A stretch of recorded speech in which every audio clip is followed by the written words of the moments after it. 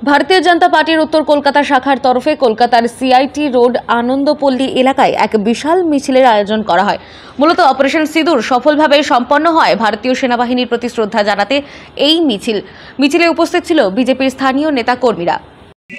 পহেলগাঁওয়ে যেইভাবে আমাদের হিন্দু সনাতনী ভাইদেরকে মেরে দেওয়া হয়েছিল, তার প্রতিশোধ যে ইন্ডিয়ান আর্মি নিয়েছে, তার সাফল্যতার জন্য আমরা আজকে চড়কতলা মন্দিরে সবাই মিলে একত্রিত হয়েছি। যুব মোর্চা কর্মীরা ইন্ডিয়ান আর্মিদের উজ্জ্বল ভবিষ্যৎ এবং তাদের ভালো কামনা করার জন্য, যাতে ইন্ডিয়ান আর্মি এবং আমাদের দেশের আরো ভবিষ্যৎ উজ্জ্বল।